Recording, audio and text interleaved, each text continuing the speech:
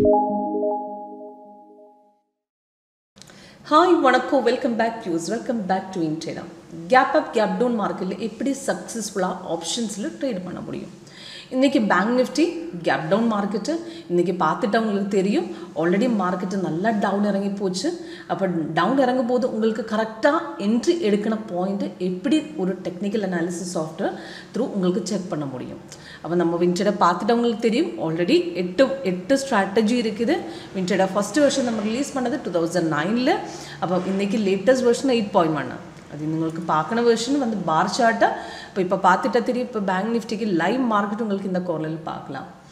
Okay, அப்போ இதுக்கு உங்களுக்கு டெமோ லைவாக உங்களுக்கு ஆப்ஷன்ஸில் எப்படி ஒர்க் பண்ணணும்னு உங்களுக்கு லைவாக டெமோ செக் பண்ணணும்னா என்னோடய நம்பரில் கால் பண்ணலாம், வாட்ஸ்அப் பண்ணலாம். 8139033994 இது என்னோட WhatsApp number. Okay, so first உங்களுக்கு பார்த்துட்டு தெரியும். இந்த டே பிரேக் லைனில் இன்றைக்கி மார்க்கெட் ஓப்பன் பண்ணி வச்சுட்டேன்.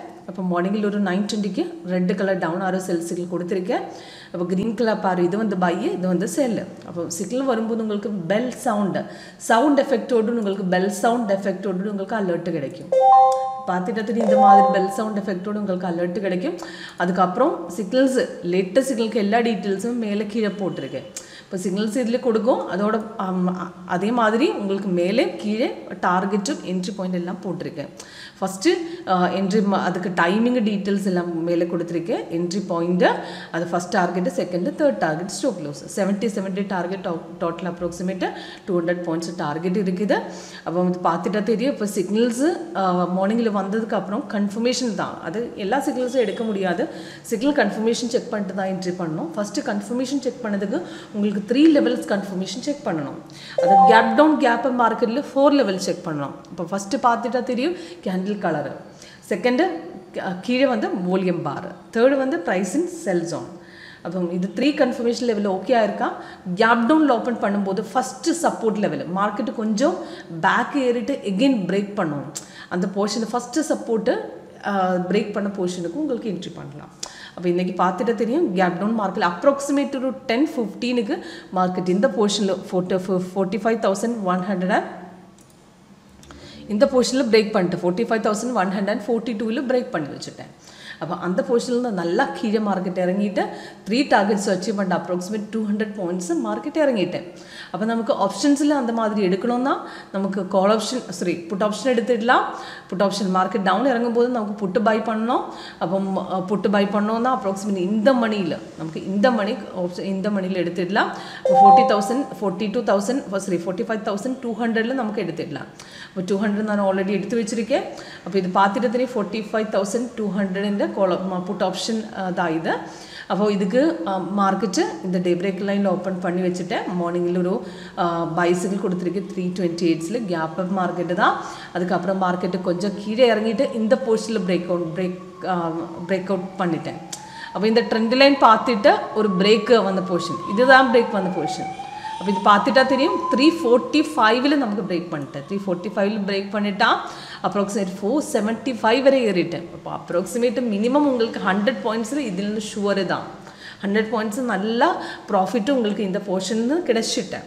ஓகே, அப்போ அதுக்கப்புறம் இப்படி மார்க்கெட்டு மேலே ஏறிட்டு தான் இருக்கேன். புட் ஆப்ஷனில் தான் இருக்கேன்.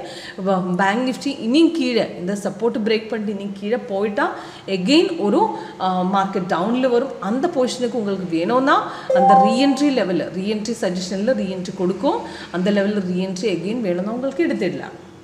அப்போ பேங்க் நிஃப்டி இன்னைக்கு நிஃப்டி பார்த்துட்டு இன்றைக்கி நிஃப்டி மார்னிங்கில் ஒரு மார்க்கெட்டு கொஞ்சம் ஏறிட்டு தான் மார்க்கெட்டு கீழே வந்துட்டேன்.